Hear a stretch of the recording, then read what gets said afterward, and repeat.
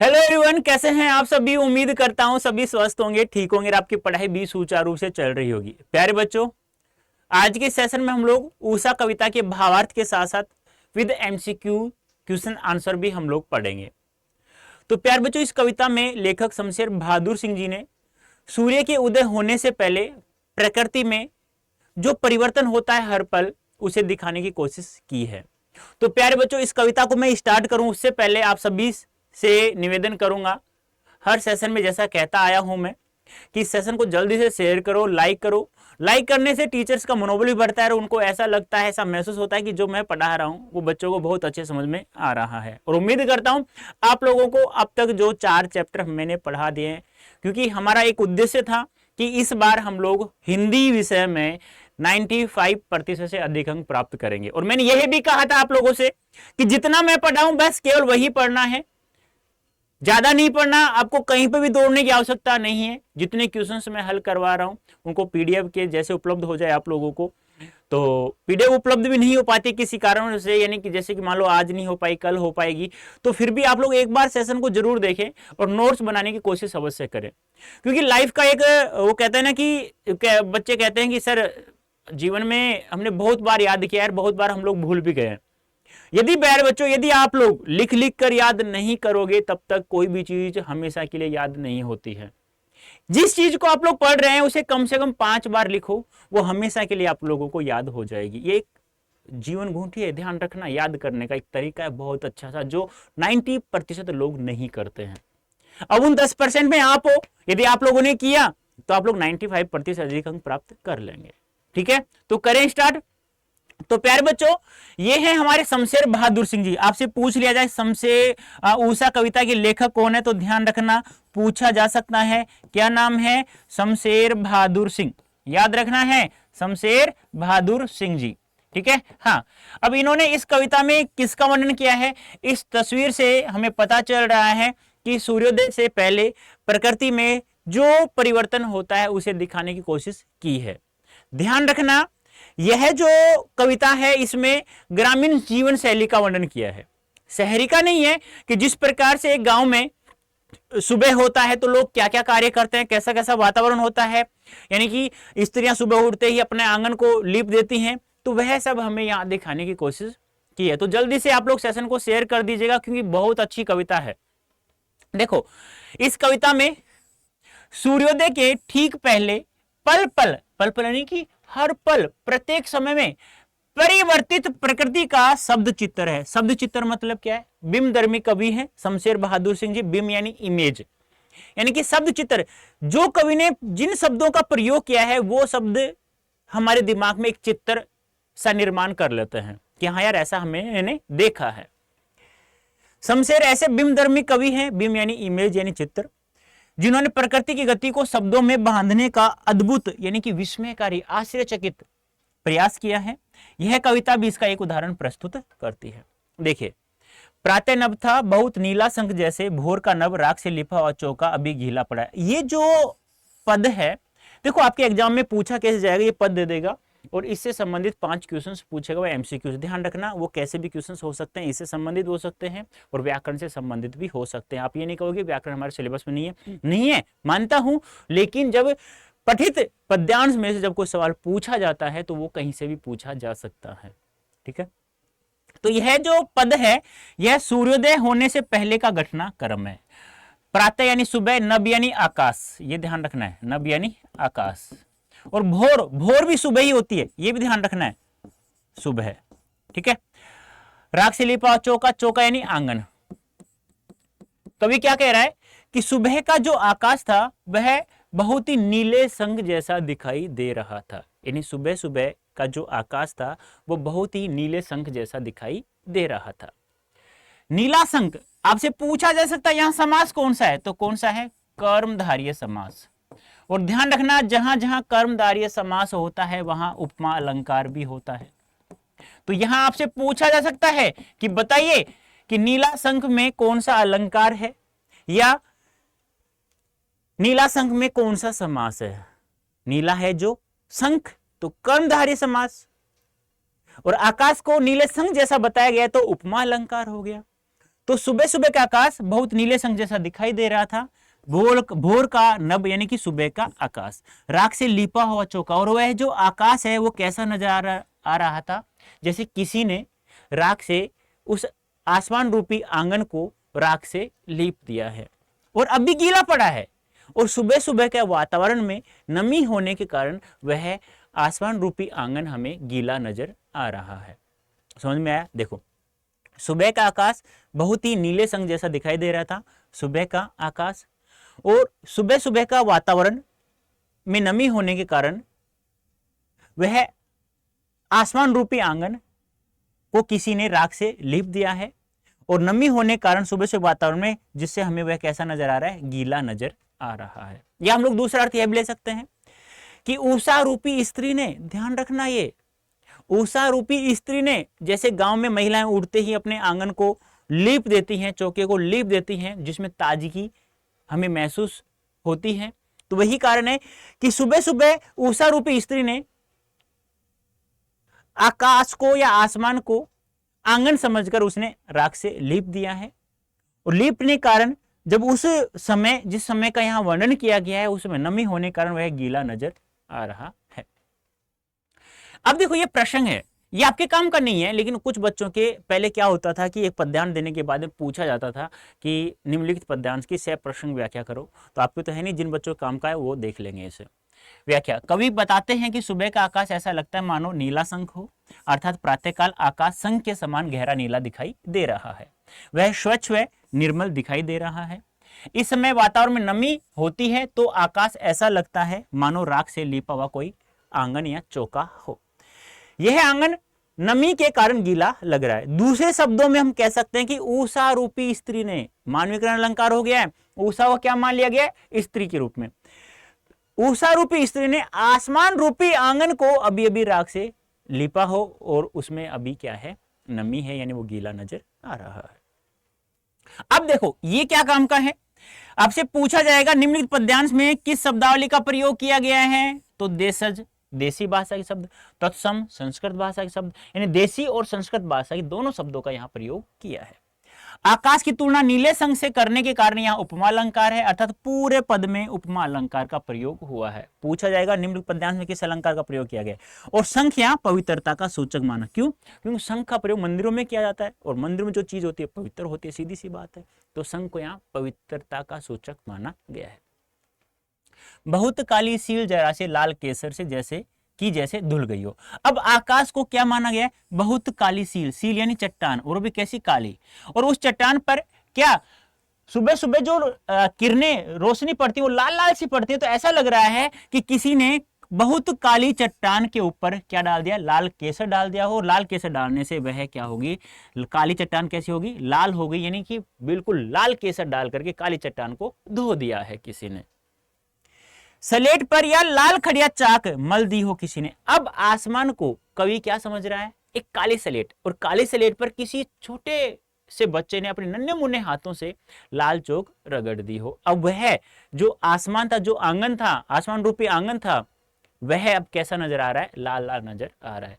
सुबह सुबह का वातावरण में जैसे कि रोशनी पड़ती है, सूरज की रोशनी, अभी जैसे सूरज उगा नहीं है उससे पहले रोशनी तो आती है, तो वो लाल लाल सी नजर आती है, तो ऐसा लगता है कि किसी ने बहुत काली चट्टान पर किसी ने लाल केसर डाल करके उस चट्टान को धो दिया है और वह लाल नजर आने लग गई है। अब आसमान रूपी आंगन कैसा हो गया, बहुत काली चट्टान।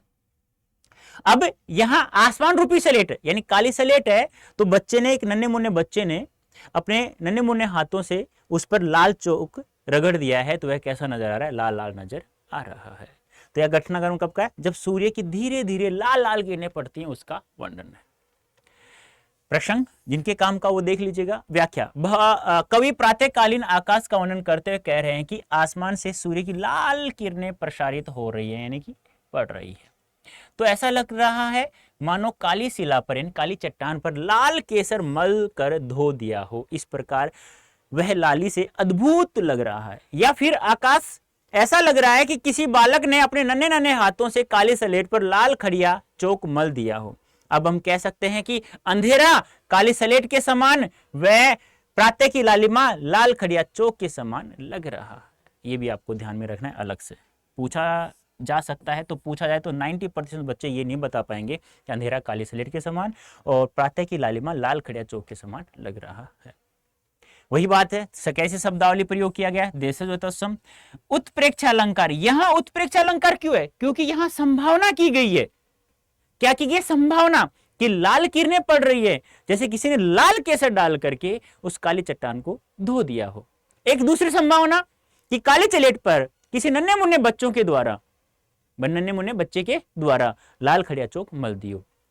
क्यों? क्योंकि उत्प्रेक्षा का अर्थ क्या होता है? संभावना, और जहां संभावना की जाती है वहां पर उत्प्रेक्षा अलंकार माना जाता है, यह ध्यान रखना। और वर्णों के आवृत्ति का ना आप लोग जानते ही है, अनुप्रास अलंकार होता है। नेक्स्ट, नील जल में या किसी की गौर झिलमिल देह जैसे हिल रही हो और जादू टूटता है, इस उषा का अब सूर्योदय हो रहा है। देखो, यह जो जादू कवि जो हमें जादू दिखा रहा था कि लाल लाल किरणें गिर रही हैं और जो सुबह सुबह का आकाश था नीला संग जैसा दिखाई दे रही, जादू तो जो दिखा रहा था हमें कवि, वो सूर्य के उदय होने से पहले का। अब सूर्योदय उदय हो चुका है, तो यह जादू अब उषा का टूट चुका है। उषा क्या होती है? सूर्योदय से पहले का समय। उषा पूछा जा सकता है, उषा का शाब्दिक अर्थ क्या है? तो हम कह सकते हैं सूर्योदय से पहले वाला समय क्या कहलाती है? उषा। अब देखो, नील जल में या किसी की घोर झिलमिल देह जैसे हिल रही हो। अब कवि कल्पना कर रहा है कि जैसे ही सूर्य किरणें सफेद सफेद पड़ती हैं तो नीचे पानी भरा हुआ है, जल भरा हुआ है। अब वो जल में वो पड़ रही हैं तो वो नीली नजर आ रही है। कैसे हो रही है? नील जल में या किसी की घोर झिलमिल दे, यानी कि जैसे ही सफेद सफेद किरणें नीले जल में गिरती हैं तो वो सफेद किरणें थी वो नीली नजर आ रही हैं। और मध्य में वायुमंडल के कारण हवा चलेगी, तो हवा वायुमंडल के कारण वे जो किरणें हैं वो हिलती हुई नजर आ रही हैं। तो कवि कल्पना कर रहा है कि किसी जल में कोई एक गोरे रंग की स्त्री खड़ी है, उसका शरीर हिलता हुआ नजर आ रहा है। सोचो आप लोग, कवि ने क्या कहा कि जल भरा हुआ है, सफेद किरणें गिर रही हैं, जो जल में जैसे सफेद किरणें गिरेंगे तो कवि को वो किरणें कैसी नजर आ रही है? नीली नीली नजर आ रही है। तो कवि अनुमान लगा रहा है, कल्पना कर रहा है कि जल में कोई गोरे बदन की, गोरे शरीर वाली, देह यानी शरीर, गोरे शरीर वाली एक स्त्री खड़ी हुई है और उसका बदन क्या हो रहा है? हिलता हुआ नजर आ रहा है। तो कवि कोई कल्पना नहीं कर सकता है, ध्यान रखना। कवि ने क्या कल्पना की? देखो, सूर्य की सफेद किरणें गिरी जल में तो नीली नजर आएंगी, सीधी सी बात है, वो हिलती हुई नजर आएंगी वायुमंडल के कारण। तो कवि क्या कह रहा है कि जल में कोई गोरे रंग की स्त्री खड़ी हुई है और उसका गोरा गोरा बदन है वो हिलता हुआ नजर आ रहा है। और अब जादू उषा का टूट रहा है। क्यों? क्योंकि सूर्य का उदय हो रहा है। प्रसंग व्याख्या, कवि ने भोर के समय यानी सुबह के समय पल पल बदलते हुए दृश्य का बहुत ही सुंदर वर्णन किया है। वह कहता है कि जब आसमान से सूर्य की सफेद किरणें प्रसारित होती हैं तो आसमान बिल्कुल नीले रंग का नजर आता है और वहां से सूर्य की सफेद किरणें प्रसारित होती हैं, किंतु बीच में वायुमंडल के कारण वे किरणें झिलमिलाती हुई नजर आती हैं, अर्थात वे सफेद किरणें झलकती हुई सी नजर आती हैं। इसे देखकर कवि ने कल्पना की है कि नीले जल में किसी सुंदर स्त्री का देह या शरीर झिलमिला रहा है, यानी हिल रहा, अर्थात हिल रहा हो। कुछ समय बाद जब सूर्योदय हो जाता है तो उषा का पल पल बदलता हुआ सौंदर्य एकदम समाप्त हो जाता है। ऐसा लगता है कि उषा का जादुई प्रभाव, आकर्षण धीरे धीरे कम होता जा रहा है। आप देखना, कल सुबह उठते ही सूर्य के उदय नहीं होता है, उससे पहले देखना जो सुबह सुबह का वातावरण होता है, जो उषा रूपी उस समय, तो वो तरह से देखना। आप लोग कहो यार इसका तो एक पिक ले लूं मैं यहाँ से, और कोई मेरी फोटो भी खींच ले, यहाँ सेल्फी भी ले लोगे आप लोग, इतना अच्छा सौंदर्य नजर आता है। विशेष सेम बातें हैं, उत्प्रेक्षा अलंकार है, देशज व तत्सम शब्दावली का प्रयोग किया गया। मानवीकरण यहाँ अलंकार है क्योंकि नीले जल में एक स्त्री का वर्णन यहाँ किया गया है। और वर्णों की आवर्ती कारण लय वर्ण की आवर्ती हो रही है, तो यहाँ पर अनुप्रास अलंकार, क्योंकि जहां वर्णों की आवर्ती होगी वहां वहां अनुप्रास अलंकार होगा। तो ये कविता थी हमारी। अब कुछ क्वेश्चंस हैं हमारे, क्योंकि हम लोग वन शॉट के अंतर्गत पढ़ रहे हैं, तो प्यारे बच्चों अब तैयार हो जाइए आप लोग आंसर देने के लिए। तो पहला क्वेश्चन है, उर्दू हिंदी कोश का संपादन किसने किया? कोश यानी शब्दकोश है उर्दू हिंदी का, उसका संपादन करने वाला कौन है? तो हम सीधी सी बात है, शमशेर बहादुर सिंह कविता है तो शमशेर बहादुर सिंह जी होंगे। अब ये क्वेश्चन आपके लिए यहाँ इजी है, लेकिन प्यारे बच्चों यही सवाल यदि एग्जाम में आ जाता है तो 90% बच्चे गलत करेंगे, क्योंकि उन्हें ध्यान नहीं रहेगा, क्योंकि यह ऐसा कहीं कविता में नहीं आया। लेकिन जब हम लोग कविता से पहले कुछ सारांश हम लोग पढ़ते हैं तो वहाँ ये कवि के बारे में दिया हुआ है। ऐसा कौन सा कवि है जो स्वयं को उर्दू हिंदी का दोआब मानता है? दोआब क्या होता है? दो भाषाओं को जोड़ने वाला। दोआब यानी दो चीजों को, दो वस्तुओं को जोड़ने वाला। किस किस को जोड़ रहा है? हिंदी और उर्दू का जोड़ रहा है तो दोआब है। तो कौन है वो? शमशेर बहादुर सिंह जी, ये ध्यान रखना। ऊषा कविता में संघ को किसका प्रतीक बताया गया? Very very very very important. तो किसका प्रतीक बताया गया है? सुंदरता का, पवित्रता का, स्त्रीत्व का, पुरुषत्व का। बता सकते हैं? तो मैंने बताया संघ किसका प्रतीक है? पवित्रता का। शमशेर बहादुर सिंह जी कविता एक संधि स्थल पर खड़ी है। यह संधि एक और साहित्य चित्रकला और दूसरी और साहित्य चित्रकला और संगीत की है, तो दूसरी ओर किसकी है? बहुत अच्छा सवाल है, ध्यान रखना। कविता के अकॉर्डिंग नहीं पूछा गया, कवि के अकॉर्डिंग पूछा गया है। तो एक और, तो देखो इनकी कविता है, शमशेर बहादुर सिंह जो कविता है वो एक संधि स्थल पर। संधि क्या होता है? दो स्थलों को जोड़ने वाले। संधि क्या होता है? दो या दो से अधिक वर्णों का समूह होता ही है। तो स्थल यानी दो स्थलों को जोड़ने वाले। एक और तो क्या है? साहित्य चित्रकला और संगीत है। तो दूसरी ओर क्या है? तो दूसरी ओर है मूर्तता और अमूर्तता। इन दिखाई भी देती है और हमें दिखाई भी नहीं देती है। हम जब प्रत्यक्ष रूप से ऊषा वाले समय में हम लोग रहते हैं तो हम लोग देख सकते हैं, और नहीं रहे तो अमूर्तता हो चुकी है। शमशेर बहादुर सिंह ने ऊषा कविता में किस शैली या शब्दावली का प्रयोग किया है? बता सकते हैं आप लोग किस शैली का या शब्दावली का प्रयोग किया गया है? बताया है मैंने विशेष में। तो देशज व तत्सम। देशज यानी देसी भाषा के शब्द और तत्सम यानी संस्कृत भाषा के शब्द। शमशेर बहादुर सिंह की पहचान हिंदी साहित्य में किस रूप में हुई है? तो मैंने अभी अभी बताया। कैसा? बिंबधर्मी। बिंब यानी इमेज, इमेज यानी चित्र। जो जो कवि ने जिन जिन शब्दों का प्रयोग किया तो हमारे दिमाग में एक चित्र सा बन जाता है। शमशेर बहादुर सिंह ने ऊषा कविता में प्रकृति का वर्णन किया है। प्रकृति का वर्णन तो किया है, बात तो सी है। सूर्योदय के उपरांत, सूर्योदय के बाद का, उपरांत यानी होता है बाद, ऊपर धन अंत। सूर्योदय से पहले, पूर्व यानी पहले। अर्धरात्रि से पूर्व, अर्धरात्रि के बाद। तो बताया है मैंने सूर्योदय से पूर्व ऊषा कविता में कवि ने प्रकृति में हर पल परिवर्तन हो रहा है उसे दिखाने की कोशिश हमें की है। किसके प्रभाव से शमशेर बहादुर सिंह ने अपनी कविताओं में संज्ञा और विशेषणों से अधिक बल? ध्यान रखना, ये बहुत अच्छा सवाल बनेगा। अधिक बल सर्वनामों, क्रियाओं और अव्ययों और मुहावरों को दिया है। यानी कि संज्ञा विशेषणों का ज्यादा प्रयोग न करते हुए सर्वनामों, क्रियाओं, अव्ययों और मुहावरों को दिया है। तो किसके प्रभाव से? फारसी शायरी के प्रभाव से, हिंदी शायरी के प्रभाव से, उर्दू शायरी के प्रभाव से, अरबी शायरी। तो ध्यान रखना हिंदी उर्दू शब्दकोश, हिंदी उर्दू का दोआब, ध्यान रखना उर्दू शायरी के प्रभाव से। और ये चीजें आप लोगों को व्याकरण में पढ़ना ही है, आप लोगों को संज्ञा विशेषण क्रिया जानना इनके बारे में। तो यूट्यूब पर डालना संज्ञा बाय राजेंद्र सर, मैं उपस्थित हो जाऊंगा और आप लोग सीख सकते हैं कोई भी टॉपिक हो, XYZ ग्रामर का। ऊषा कविता में आकाश को किसके समान बताया गया? तो ऊषा कविता में आकाश को किसके समान? शंख के समान। और वो भी कैसा? नीला शंख, नीले शंख के समान। शमशेर बहादुर सिंह द्वारा लिखित कविता ऊषा में आए कठिन शब्दार्थों के बारे में सही विकल्प नहीं है। शब्दार्थ की बात आ चुकी है यहाँ पर, ध्यान रखना। गोर यानी गोरा, गोरे रंग की स्त्री। सील यानी चट्टान, मसाला पीसने का पत्थर। चौका यानी रसोई बनाने का लीपा पुथा स्थान। झिलमिल यानी दूसरा, झिलमिल यानी तो हिलना होता है, झिलमिलाना ऐसे। तो यही गलत हो गया। तो D option is right answer और सब सही है। हमारी पाठ्य पुस्तक आरो भाग 2 में शमशेर बहादुर सिंह जी की कौन सी कविता शामिल है? देखो अब इजी है ये, क्योंकि लिखा हुआ है, पढ़ हम ये रहे हैं। यदि आ जाता है कि आरो भाग 2 में बताइए शमशेर बहादुर सिंह की कौन सी कविता शामिल है, फिर आप लोग, तो इसलिए कहता हूं पहले सिलेबस अपने दिमाग में होना चाहिए। इसका विकास आपको दिखाई नहीं देता, लेकिन इसका विकास दिखाई देता है, क्योंकि ये पेट है बेचारा, दिखाई दे देता है इस, लेकिन इस पेट का दिखाई नहीं देता है। वो दिखाई कब देगा? जब आप लिख लिख के याद करोगे ना, तो अपने आप दिमाग बढ़तेगा। ऐसे नहीं कि ये बढ़ता हुआ चला जाएगा, नहीं। जब एग्जाम होगा तो 100 में से 100% मार्क्स प्राप्त कर लोगे तो लोगों को अपने आप लग जाएगा कि हाँ, और उसमें खुद को भी महसूस होगा। तो लिख के जितना याद कर सकते हो तो बेटा प्रारंभ कर दीजिएगा। तो कौन सी है? ऊषा। ऊषा कविता में आए लिपा हुआ चौका से क्या तात्पर्य है? क्या तात्पर्य? अभी बताओ जल्दी से। सुंदरता की अभिव्यक्ति, ताजगी की अभिव्यक्ति, नमी की अभिव्यक्ति या क्रूरता की अभिव्यक्ति। तो मैंने बताया ताजगी की अभिव्यक्ति होती है, बहुत अच्छा लगता है हमें लिपा हुआ। निम्नलिखित में से किस कवि के विचारों पर मार्क्सवादी और प्रयोगवादी प्रभाव दिखाई देता है? तो सीधी सी बात है, जिन कवि के बारे में पढ़ रहे हैं वही होगा, लेकिन पूरे चैप्टरों में से पूछा जाता है ना, तो दिक्कत आती है ये सब। उषा कविता में कलात्मक रूप में किसका सर्वाधिक प्रयोग हुआ है? कलात्मक रूप में रस का, अलंकार का, छंद का, बिंब का। तो बिंबधर्मी कवि हैं शमशेर बहादुर सिंह जी।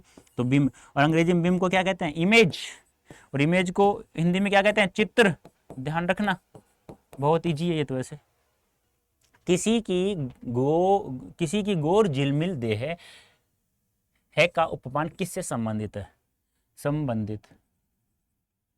संबंधित, सही है बेटा, ठीक है। इसको ऐसे भी लिख सकते हैं, शहरी, ग्रामीण, जंगली। मैंने बताया ग्रामीण परिवेश का वर्णन किया कवि ने उषा कविता में।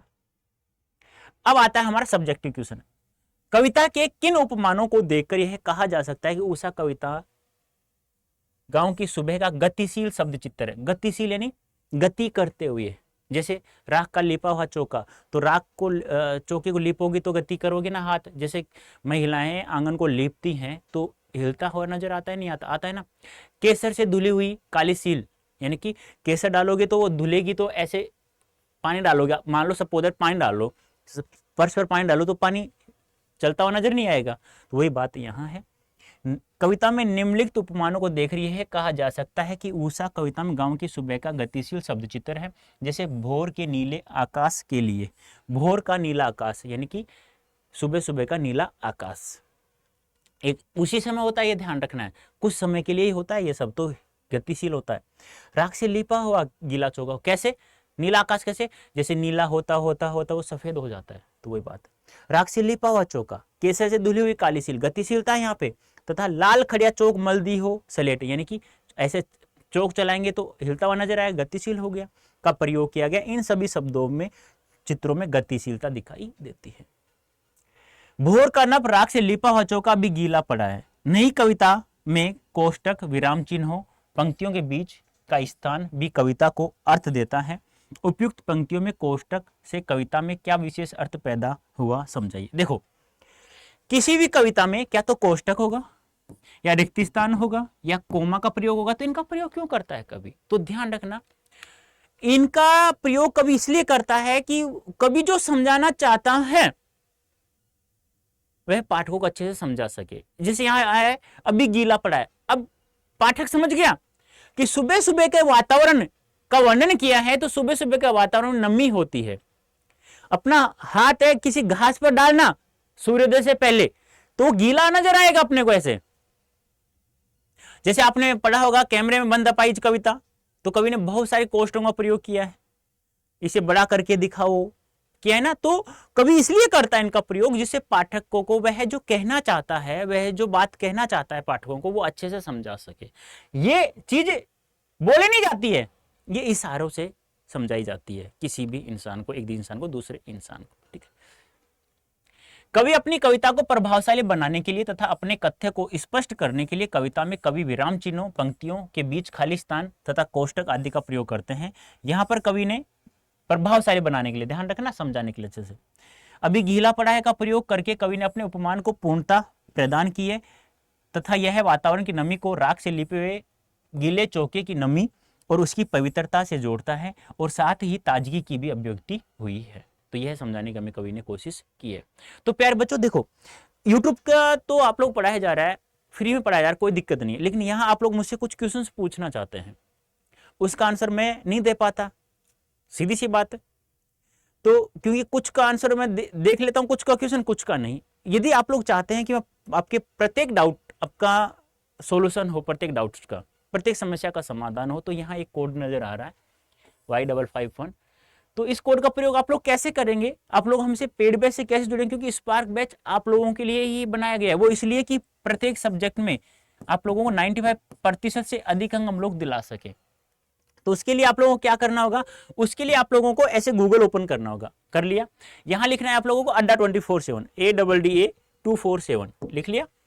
अब पहले साइट सेलेक्ट कर लिया, अब यहां आ रहा है ऑल कोर्सेज, यहाँ ये जब तक घूमता रहेगा तब तक आप कुछ नहीं कर सकेंगे। उसके बाद ऑल कोर्सेज, फिर जाएंगे स्कूल K-12 में, ठीक है। उसके बाद क्लास 12 CBSE बोर्ड क्लास। अब देख लो ये आ गया आर्ट्स वाला बैच और स्पार्क बैच आ रहा है ना, आर्ट्स स्पार्क बैच, ठीक है। ओके, अब यहां आप लोग जैसे बाय नाउ करेंगे, यहां वो कोड यूज करना है आप लोगों को। क्या कोड था? Y551, ठीक है। और जैसे ही Y551 कैपिटल हो चाहे स्मॉल हो कोई फर्क नहीं पड़ेगा, अप्लाई जैसे ही कर देंगे तो बेटा देखो यहाँ पे जो 2999 का जो बैच था हमारा, वो मात्र मात्र मात्र कितने रुपए का हो गया बेटा? देखो ये कुछ अनवांटेड आ जाते हैं नेट में, तो इसको हमें हटाना पड़ेगा पहले। अब देख लीजिएगा, अब देखो ये जो 2999 का बैच था हमारा, कितने का था? 2999 का। अब ये मात्र कितने का हो चुका है? 2489 रुपए का हो चुका है। लेकिन कब? जब आप लोगों ने Y551 कोड का यूज किया है। देखो बेटा, आर्ट्स वाले बच्चे ध्यान दें, लास्ट ईयर में बहुत सारे बच्चे हमसे जुड़े थे और बहुत सारे बच्चों ने 95% से अधिक अंक प्राप्त किए, चाहे वो पॉलिटिकल हो, चाहे वो हिस्ट्री हो, चाहे इको हो, चाहे कोई सा भी सब्जेक्ट क्यों ना हो, चाहे हिंदी हो क्यों ना हो, चाहे इंग्लिश ही क्यों ना हो, सभी ने प्राप्त किया है। और यदि आपको डिस्काउंट चाहिए तो आप लोग Y551 कोड यूज करके आप लोग ज्वाइन हो सकते हैं हमारे स्पार्क बैच से, और आप लोग प्रत्येक सब्जेक्ट में अब की बार 95% अधिक अंक हम लोग दिलाएंगे, चाहे कोई सा भी सब्जेक्ट क्यों ना हो। तो प्यारे बच्चों, कैसा लगा ये सेशन? तो जल्दी से मुझे आप लोग कमेंट बॉक्स में यस या नो का आंसर जरूर देंगे। नेक्स्ट चैप्टर हम लोग नेक्स्ट सेशन पढ़ेंगे। अभी के लिए इतना ही। Okay, tata, bye bye, thank you so much.